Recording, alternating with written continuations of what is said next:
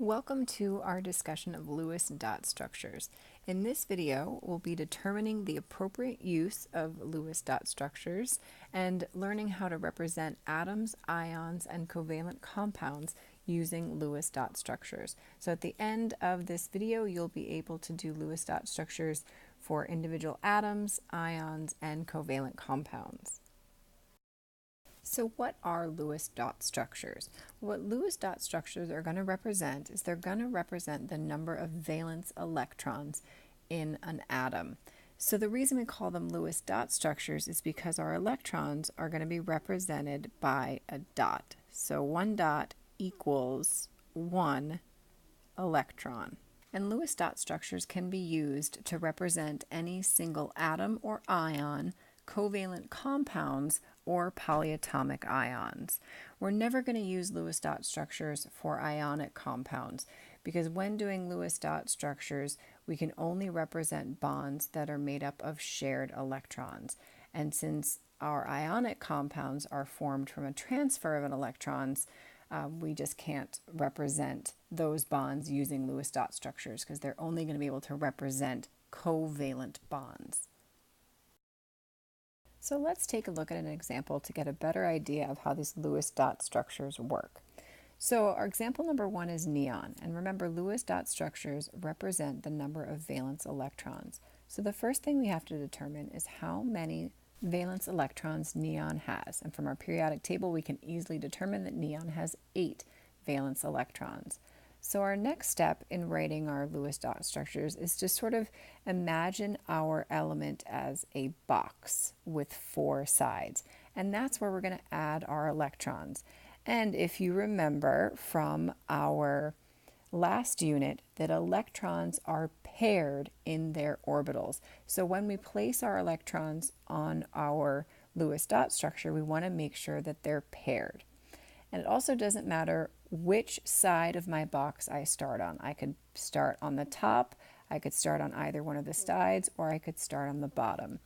But whichever place you start in, once you place your first electron, you're then going to move clockwise and add 1 electron at a time, and then continue going around clockwise, pairing up your electrons after you've added your first electron until you've placed all your valence electrons. So let's give this a try.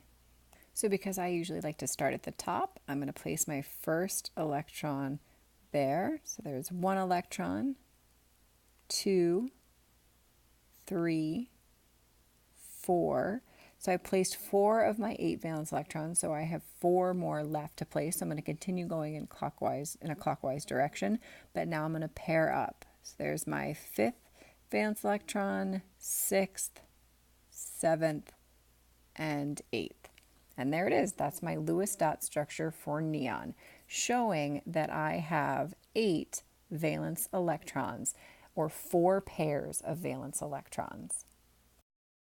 Now let's take a look at another example, fluorine. So I look at my periodic table, and fluorine has 7 valence electrons. So I'm going to place them the same way I did with neon, only I'm going to place 1 less electron. So I'm going to start here at the top, 1, 2, 3, 4, 5, 6, 7. So that's my Lewis dot structure for fluorine, showing that I have 1 valence electron without a pair. So this is likely where my bond is going to form, with this 1 valence electron. And by picking up an extra valence electron here, fluorine will become isoelectronic with a noble gas, which we know is the ultimate goal of our atoms, is to fulfill the octet rule, or to become isoelectronic with a noble gas by pairing up this 1 electron. So for example number 3, boron and nitrogen, give this one a try on your own. Pause the video and see what you come up with for boron and nitrogen for their Lewis dot structures. So there you go. Check your answers. Did you come up with the same answers as I did for your boron and nitrogen Lewis dot structures? So before we move on, let's look at some formalized steps for drawing Lewis dot structures. So number 1, if you're working with a compound, you need to find the compound formula. So it's symbolic representation. So for water, the compound formula would be H2O. Next, you need to calculate the total number of valence electrons for all of the atoms in that compound if you're working with a compound. If you're working with a single atom or an ion, it's a little bit easier. Number 3, draw single bonds between your bonded atoms. And if there are more than 2 atoms, the one with the lowest electronegativity, or the one closest to francium, is going to be the central atom. The central atom will also always be the largest atom as well. So you can either determine the central atom by using the electronegativity or comparing the size of the atoms. Step number 4, calculate the number of remaining valence electrons. 5, use those remaining electrons to achieve noble gas configuration, or the octet rule, for all atoms.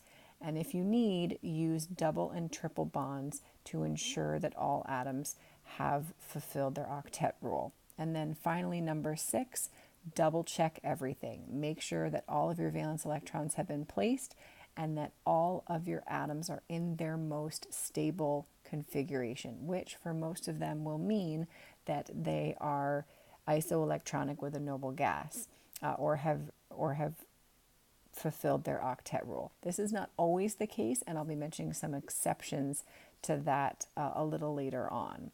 But here are some formalized steps to help you as we move to the next step in our Lewis dot structures, is making these structures, these configurations for compounds. So let's take a look at an example for drawing a Lewis dot structure for a compound. So our first step is to find the compound formula. So for hydrogen fluoride, my compound formula is going to be HF. And remember, if we're doing Lewis dot structures, they're all going to be covalent compounds. So you don't have to worry about doing any swapping and dropping to balance your charges. So that should save you a little time. So hydrogen fluoride, the formula is HF. And we need to calculate the total number of valence electrons. So hydrogen has 1 valence electron and fluorine has 7 valence electrons, for a total of 8 valence electrons in my hydrogen fluoride compound.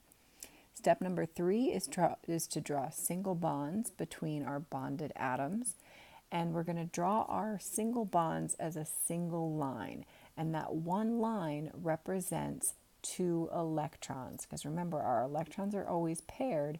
So in a covalent bond, that bond is made up of 2 electrons that are going to be shared between both of the atoms that are bonded by that covalent bond.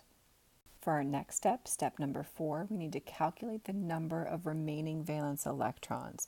So in that single bond that I've placed between my hydrogen and my fluorine, I've already placed 2 valence electrons, and I had a total of 8 to place, so 8 minus 2 is 6. So I have 6 more valence electrons to place in my Lewis dot structure. So then I'm going to use the remaining electrons to achieve noble gas configuration for all atoms. So right now, hydrogen has 2 valence electrons and fluorine has 2 valence electrons. So hydrogen is happy or stable because it's so small, it really isn't going to achieve the octet rule. So that's one of our exceptions. Hydrogen is only ever going to have 2 valence electrons because then it's isoelectronic with helium, and it's much too small with its 1 proton to hang on to more than 2 valence electrons. However, fluorine needs 6 more valence electrons to be isoelectronic with a noble gas. So that's where we're going to place our 6 remaining electrons. And we're going to place them in the same way that we would place them on fluorine if it was all by itself. So adding 1 electron at a time, going in a clockwise manner, and then going back to pair up so that we have 8 valence electrons around our fluorine, and we have 2 valence electrons around our hydrogen. So both our fluorine and our hydrogen are in their most stable electron configuration. And our final step is to double check that all electrons are placed and that all atoms fulfill the octet rule. So I'm going to first check to make sure that I've placed 8 valence electrons. So I have 1, 2, 3, 4, 5, 6, 7, 8 total electrons placed. So I can check off that I've placed the correct number of valence electrons. And now I need to make sure that all my atoms fulfill the octet rule or are in their most stable electron configuration. So fluorine does need to fulfill its octet rule, so it has 1, 2, 3, 4, 5, 6, 7, 8 valence electrons, so it is stable. Hydrogen, as our exception, only needs 2 valence electrons, and it has 2 valence electrons, so it is in its most stable state as well. So everything checks out, so we have successfully done the Lewis dot structure for hydrogen fluoride. So let's take a look at another trickier example. So example number 5 wants us to do the Lewis dot structure for ammonia. And I know that the chemical formula for ammonia is actually NH3. So I have 4 atoms that I need to include into my Lewis dot structure. So step number 1 is find the compound formula, which we did, which is NH3. And then we need to calculate the total number of valence electrons. Well, nitrogen has 5 valence electrons, hydrogen has 1, and I have 3 hydrogens, so a total of 3 valence electrons from all of my hydrogens, so a total number of 8 valence electrons for my ammonia compound. And step number 3 is to draw single bonds between our bonded atoms. And so if there are more than 2 atoms, the one with the lowest electronegativity or the largest atom is the central atom. And so nitrogen is definitely our largest atom, so it's going to be our central atom. So we're going to place nitrogen in the center, and we're going to place our single bonds in between our nitrogen and the 3 hydrogen. And then we need to calculate the number of remaining valence electrons. So I have 3 bonds going from my nitrogen to my hydrogens. So I've placed 2, 4, 6 electrons. So 8 minus 6 is 2. So I only have 2 remaining electrons to place. And remember, hydrogen is our exception, so it only needs 2 valence electrons. So all of my hydrogens are in their most stable electron configuration. However, nitrogen does need to fill its octet rule, and at the moment it only has 6 valence electrons, so I need to place 2 more electrons onto nitrogen. So my remaining 2 electrons are going to go right on top of nitrogen because those electrons need to be paired. So I have all 4 sides of my nitrogen. Don't forget your box from our earlier examples. So all 4 sides of my nitrogen are filled with electron pairs. And my final step is to double check that all electrons are placed and that all atoms fulfill the octet rule. So my hydrogens are all happy with their 2 valence electrons, and my nitrogen has 2, 4, 6, 8 valence electrons. And I've placed a total of 8 valence electrons, so I've placed all the electrons that I needed to. And there we go. There's our Lewis dot structure for ammonia. So let's try one more example. Let's look at the Lewis dot structure for nitrogen. So to find the compound formula, we have to remember that nitrogen is actually a Brinkelhoff. So my compound formula is actually going to be N2. And because each of my nitrogens have 5 valence electrons, I have a total of 10 valence electrons that I have to place. So I'm going to place my 2 nitrogens side by side and bond them with a single covalent bond. So I've placed 2 electrons. So of the 10 that I have to place, I have 8 more left to put into my Lewis dot structure. So I'm going to put 4 on each of my nitrogens because I want to keep things even since it's a Brinkelhoff. There's really no reason that one of my nitrogens would have more or less electrons than the other one. So I'm going to put 4 electrons on each of my nitrogens. And remember, my electrons always have to be in pairs. In our earlier examples, we had lone electrons because we were simply doing the Lewis dot structures for individual atoms. But the whole reason atoms form covalent bonds is to fulfill their octet rule and to pair their electrons. So when we have compounds, all of our electrons are going to be paired. We can't have single lone electrons. So now I need to double check that I have placed all of my electrons and that both of my nitrogens fulfill the octet rule. So I have 1, 2, 3, 4, 5, 6, 7, 8, 9, 10. So I've placed all my electrons, And this nitrogen has 1, 2, 3, 4, 5, 6 electrons, so it does not fill its octet rule. And 1, 2, 3, 4, 5, 6, neither does my other nitrogen. So this configuration won't work because even though I've placed all of my valence electrons, my nitrogens have not fulfilled their octet rule. So now I have to go back to step number 5 that says to use double or triple bonds as necessary. So there's no way that I can make my nitrogens both fulfill their octet rule with only a single bond because I can't place any more than 10 valence electrons. So now I'm going to move from a single bond to a double bond to see if I can get my octet rule for both of my nitrogens using a double bond. So now that I've placed my double bond, I now have 1, 2, 3, 4 electrons placed. So from my 10 total, I've placed 4. So I have 6 remaining to place. So that means that one of my nitrogens will have 2 electrons, 2 valence electrons, and my other nitrogen will have the remaining 4. And I already know that this configuration isn't going to work because my nitrogens don't have the same number of valence electrons. And in a Brinkelhoff, they're going to have the same number of electrons, and we hope that that number is 8 valence electrons. So my first nitrogen has 2, 4, 6, 8 electrons, so it's happy, but the other nitrogen only has 2, 4, 6 valence electrons, so it is not happy. So unfortunately, using a double bond didn't solve my problem. So the next step is let's try a triple bond.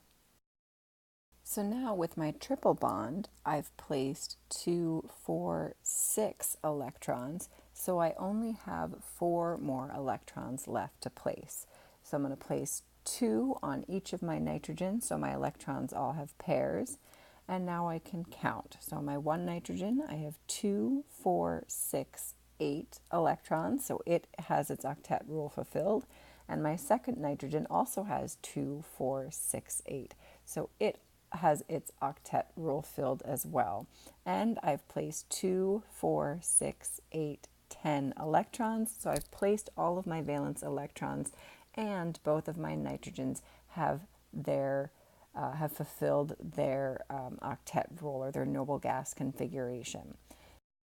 So this example illustrates another strategy for Lewis dot structures. If you can't get all of your atoms to achieve noble gas configuration with a single bond, try using double and triple bonds. And you may have a combination of double, single, and triple bonds within a compound. So that concludes our video discussion of Lewis dot structures.